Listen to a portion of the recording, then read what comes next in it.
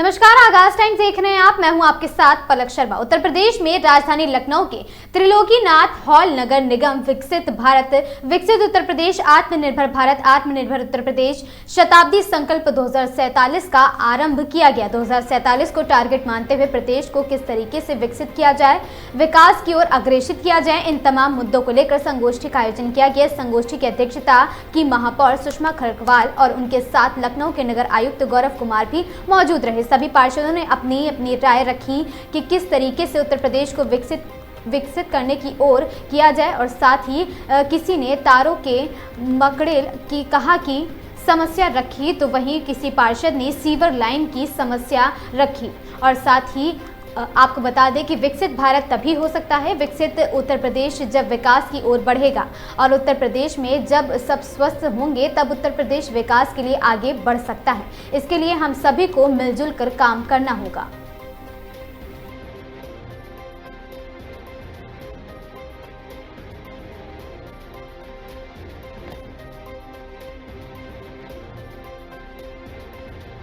कोई अगर रखना चाहता है कि हमें क्या करना चाहिए, कैसे करना चाहिए, तो आप आके मंच पे रख सकते हैं। वहाँ से भी अगर बोलना चाहें तो माइक की व्यवस्था है। वहीं पे माइक दे दें। ये माइक के खंभे भी टेढ़े हो जाते हैं और उसमें दुर्घटनाग्रस्त होती है। हमारे जो व्यवस्थाएं हैं, सामने का रख रखाव देख रेख है, वो भी गंदगी उसमें नजर आती है। अगर हमारे बिजली के खंभे व्यवस्थित किए जाएं, जो वायर एयरटेल के हैं, किसी कंपनी के हैं, उसके ऊपर लोडिंग है जिससे टेढ़े हो रहे हैं, जो हमारे देखने में अच्छे भी नहीं लग रहे। अगर इसमें हमारी प्रदेश सरकार की मंशा है, इतना ही अगर हो जाएगा तो हमको लगता है लखनऊ और स्वच्छ और दिखेगा। बहुत बहुत धन्यवाद, बहुत बहुत आभार। पार्षद बंधु, अधिकारीगण, मेरा सुझाव है देश के हर नागरिक को, खासकर उत्तर प्रदेश के नागरिक को अपने देश का बना हुआ सामान ही खरीदना चाहिए। और उसकी रख रखाव के लिए मैं सुझाव देता हूँ, जिसमें हमारी लाइट का है, लाइट में हम बचत कैसे कर सकते हैं ताकि हमारी ऊर्जा संरक्षण हो, उसी से ऊर्जा बचेगी तो हमारे उद्योग धंधों में उसका और उपयोग होगा और प्रदेश तरक्की करेगा। धन्यवाद। महापौर जी, आज उत्तर प्रदेश में स्किल डेवलप के लिए जो कार्य चलाए जा रहे हैं, उसमें मैं चाहूँगा हमारे नगर निगम का जो सहयोग हो। जो हमारी भूमि खाली पड़ी है, उसमें जो हमारे नौजवान बेरोजगार टाइम है, उसमें उनको टेक्निकल काम सिखाने का काम किया जाए, जिसमें हम लोग उनको जब अच्छे रोजगार सिखाएंगे। जैसे हमारे बहुत से नौजवान पढ़ाई नहीं कर पा रहे, उनको छोटे छोटे रोजगार सिखाए जाए, उनके लिए स्थान उपलब्ध कराया जाए और नगर निगम उनके लिए पाठशाला चलाए। जैसे कि उदाहरण के लिए कि कोई बच्चा कारपेंटर का काम सीखना चाहता है तो उसकी भी एक कार्यशाला लगाने के लिए हमें उस जगह उपलब्ध कराई जाए। हम उनको वहाँ पर अपने नगर निगम की तरफ से इलेक्ट्रॉनिक चीजों को बनाने और सिखाने का काम भी उनको सिखाया जाए, जिसमें स्वदेशी निर्माण हो और हमको विदेश से बहुत चीजें आयात न करनी पड़े, चाहे वो बिजली की हो, चाहे वो पानी की हो। कई हमारे बच्चे हैं जो इतना गड़बड़ियां दिमाग में पढ़ने जरूर कमजोर है, लेकिन टेक्निकल वो बहुत तेज है। उनको विकास के लिए ये हम लोग को योजना चलानी पड़ेगी। उसी में उनको मोबाइल का, उसी में उनको चाहे नवागिरी काम हो, हम उसको सिखाने का काम करेंगे। स्थान हमें दिया जाए, बिजली का काम उनको सिखाया जाएगा, जिसमें छोटे छोटे रोजगार अगर उनको उपलब्ध हो जाएंगे तो बेरोजगार नहीं रहेंगे। यही मेरा निवेदन है। हो सकता है हमारी बात सुनकर के और भी लोगों को बच्चे काम करें और उस पर विचार आए। इसी के साथ मैं अपने विचार बहुत ज्यादा व्यक्त करना चाहता था, लेकिन उसकी हम प्रैक्टिस करेंगे। ये हमारे मुख्यमंत्री जी ने बहुत अच्छी शुरुआत की, हम लोग को सोचने के लिए प्रेरित किया। आज लखनऊ में जो एक समस्या है उसको भी मैं रखूँ कि मुख्यमंत्री जी ने भी रखा है कि जो सीवर समस्या है लखनऊ की, हम लखनऊ को स्वच्छ पानी दें, उसके लिए ड्रेनेज सिस्टम इस गोमती नदी के बगल से ही जाना चाहिए और उसको अलग जाकर कहीं उसका ट्रीटमेंट प्लान करना चाहिए, जिससे हम लखनऊ वासी बहुत अच्छा पानी पी सके। इसी के लिए हम अपनी वाणी विराम देते हैं। जय हिंद, जय भारत। उत्तर प्रदेश ये तभी संभव है जब हमारी इच्छा शक्ति, कर शक्ति मजबूत होगी, तभी इस प्रकार के हम विकसित हम सभी इस संगोष्ठी के माध्यम से मेरा सभी से अनुरोध है कि एक इच्छा शक्ति, दृढ़ शक्ति हो और भारत उत्तर प्रदेश एक उत्तम प्रदेश बने। ये हमारी सरकार की भी मंशा है। इस सरकार की मंशा को कामयाबी तभी मिल सकती है जब हम सब लोग अपनी इच्छा शक्ति प्रबल रखेंगे। जय हिंद, जय भारत।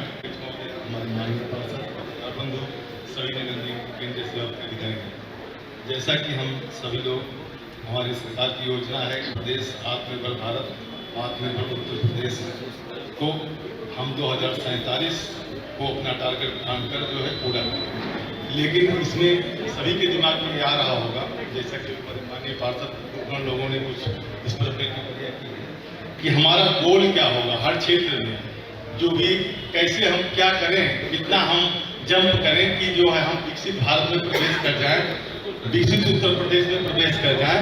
इस गोल की जानकारी प्रत्येक विभाग को, एक विभाग के रूप में, एक नागरिक को अपने कर्तव्य के रूप में, एक स्टूडेंट को अपने दैनिक पढ़ाई के रूप में, एक इंजीनियर को अपने कार्य योजना कार्यशाला के रूप में, ये सबको दी जानी चाहिए। और सरकार ये बताए कि हम क्या कर लेंगे तो हम इस लाइन को टच कर जाएंगे।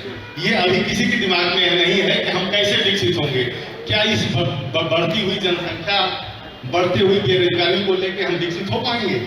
हमें तो नहीं लगता है कि आज जो हमारे देश की स्थिति है उसमें हम जो है मतलब हमेशा नकारात्मक नहीं सोच रहे हैं, लेकिन हमें एक गोल होना चाहिए कि हम क्या कर लेंगे तो हम विकसित हो जाएंगे, जापान, अमेरिका, चाइना वगैरह वगैरह की श्रेणी में आ जाएंगे। बस मेरा इतना ही कहना था। जय हिंद, जय भारत। आदरणीय नगरायुक्त महोदय, यहाँ पर उपस्थित सभी माननीय पार्षद में, हमारे पत्रकार बंधु, विकसित भारत के लिए हम लोग को सबसे पहले जो है यहाँ पर स्वस्थ भारत होना चाहिए। स्वस्थ भारत होगा तो उसके बाद विकसित भारत होगा। इसके लिए हम लोगों को यहाँ पर जो है पर्यावरण की जो बहुत सारी समस्याएं आ रही हैं, जैसे कि पानी की कमी, उसके लिए हमको वाटर हार्वेस्टिंग, क्योंकि लखनऊ में बहुत कम है, अन्य शहरों में इसकी जो है ज़्यादा उस पर कई तरह के छूट मिलते हैं वाटर हार्वेस्टिंग के लिए। उस सोलर पैनल से विद्युत की बचत होगी, जिससे हमारी इकानमी जो है ट्रिलियन इकानमी की तरफ, जो माननीय मुख्यमंत्री जी का उद्देश्य है कि हमारी इकानमी उत्तर प्रदेश की ट्रिलियन इकानमी की तरफ बढ़ाए, तो उसके लिए नागरिकों को जन जागरूक करना, जन जागरूक करते हुए अपना वो सहयोग दें। हाउस टैक्स कलेक्शन में सहयोग दें, अन्य जो भी चीज़ तरह के लाइसेंस इत्यादि लगाए जाते हैं उसमें सहयोग दें। तो नगर निगम की तरफ से जो सहयोग मिलेगा तो नगर निगम जब आत्मनिर्भर होगा तो अपने क्षेत्र में विकास करेगा, और उस विकास से हम जो है वो ट्रिलियन इकानमी बनाने में सहयोग करेंगे, जिससे जो 2047 का सपना पूरा होगा। हमारा प्रदेश जो है कई राज्यों से पूरे विश्व में 5-6 राज्यों को छोड़ करके पूरे विश्व में सबसे ज़्यादा आबादी वाला प्रदेश है। तो यहाँ के लिए सबसे ज़्यादा बर्डन भी है। यदि यहाँ पर हमारे मुख्यमंत्री और प्रधानमंत्री इस तरह की जो कदम बढ़ा रहे हैं, जिसमें हमको सबको सहयोग करना चाहिए। हर ये विकसित भारत, विकसित उत्तर प्रदेश, और हमारे देश के प्रधानमंत्री जी ने कहा है 2047 तक हम संपूर्ण विकसित हो जाएंगे,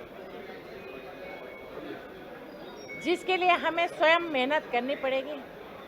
जैसे मैंने अभी आपको बताया कि हम टैक्स वसूलेंगे तो शहर का विकास होगा। तो जिस जिस व्यक्ति को जो जिम्मेदारी है वो ईमानदारी से अपने जिम्मेदारी निभाएं। और सरकार को मैं ये सुझाव देती हूँ, स्वास्थ्य और शिक्षा अगर निःशुल्क हो जाए तो देश इससे आगे बढ़ेगा। बहुत सारा परिवार ऐसा है जो बच्चों को पढ़ा भी नहीं पाता है, और बहुत सारा परिवार ऐसा है कि जो बीमारी में अपना इलाज नहीं कर पाता है। वैसे हमारे प्रधानमंत्री जी ने आयुष्मान कार्ड दिया है, जिसमें 5 लाख का खर्चा कर सकते हैं। और पहले हम गांव में रहते थे तो गांव में यही होता था कि अगर परिवार में कोई बीमार हुआ तो सबसे पहले स्त्री धन पर नज़र पड़ती थी। अगर पैसा नहीं है तो अंगूठी बेच दो, चेन बेच दो और इलाज कराओ। उसके बाद भी नहीं होता है तो घर गिरवी रख दो। एक छोटा सा टुकड़ा अगर खेत है जिसका उस किसान का जीवन चल रहा है, उसको गिरवी रख दिया जाता है। और जब तक सांस है तब तक आस है। भले ये है कि ये सीरियस है, नहीं बचेंगे, लेकिन तब भी जब तक उसकी सांस रहती तब तक परिवार को आस रहता है और अपना सब घर बार बेच करके बर्बाद हो जाता है। ये देखते हुए हमारे प्रधानमंत्री जी ने आयुष्मान कार्ड बनाया है गरीब परिवारों को, जिससे 5 लाख का इलाज आप कर सकते हैं। मेरा प्रधानमंत्री जी से आग्रह है कि इसमें सभी को ले लिया जाए। वैसे विभाग के अनुसार जो गवर्नमेंट सर्वेंट है उनको गवर्नमेंट से होता है, लेकिन कुछ परिवार ऐसे हैं ना वो सरकारी सर्वेंट है ना एकदम गरीब है। तो ये देखते हुए सब परिवारों को इसमें ले लिया जाए। और शहर का विकास, अगर शहर विकास होगा तो प्रदेश का विकास होगा, प्रदेश आगे बढ़ेगा तो देश का विकास होगा। शहर के विकास के लिए हमको चौराहों पे ट्रैफिक पे विशेष ध्यान रखना चाहिए, जिससे ये ई रिक्शा, टेम्पो वाले जो चौराहे पे खड़े रहते हैं, इनको चौराहे से ज़रा दूरी एक स्थल दे देना चाहिए और इनका हम एक रूट तय कर लें कि आप इस रूट से जाएंगे। इसके लिए मैं प्रयास कर रही हूँ, काफ़ी प्रयास पिछले साल भी किया और आगे भी कर रही हूँ। नहीं, कोई खाना पूर्ति नहीं है। मैं बता रही हूँ ना, मैंने 2 मांग की है सरकार से कि स्वास्थ्य और शिक्षा फ्री हो जाए, शहर को किस तरीके से सौंदर्यकरण करना है। और उन्होंने जो इशू बताया है सीवर का जो कहा है, वो वाकई में अगर सीवर सही नहीं होगा तो कैसे हम आगे बढ़ेंगे। तो पार्षद जी ने भी सही बात रखी है, शहर की बात रखी है। बिल्कुल, पिछली बार आपने देखा होगा हमने लखनऊ को दुल्हन के जैसे सजाया था। उससे पहले भी आपने देखा होगा 2 साल से लगातार लखनऊ को दुल्हन के जैसे सजा रहे हैं। बल्कि तीसरा टर्म 22 जनवरी को भी, इस बार भी सजाएंगे। 22 जनवरी को भी हमने बहुत खूबसूरत सजाया था पूरा अयोध्या रोड, और सबसे अच्छा लखनऊ सजा था। तो इस बार भी सजेगा, सज रहा है, चौराहे सज रहे हैं। मैंने बताया कि क्षेत्र बड़ा है, प्रयास किया जा रहा है और पहले बेसिक जो आवश्यकता है उसका पहले किया जा रहा है। और मुझे विश्वास है माननीय प्रधानमंत्री जी के नेतृत्व में, माननीय योगी आदित्यनाथ जी के, मुख्यमंत्री जी के नेतृत्व में हम लखनऊ को बहुत आगे ले जाएंगे, क्योंकि लखनऊ प्रदेश का चेहरा है। लखनऊ से हर मैसेज जाता है, तो इसलिए हम पूरी मेहनत करेंगे कि आगे बढ़े। और आप चौथे स्तंभ में अगर हम नहीं कर रहे तो आप बताइए। नहीं लिया जाता है। इस खबर में बस इतना ही। ऐसी खबरों से लगातार जुड़े रहने के लिए बने रहें हमारे साथ और देखते रहें आगाज टाइम्स।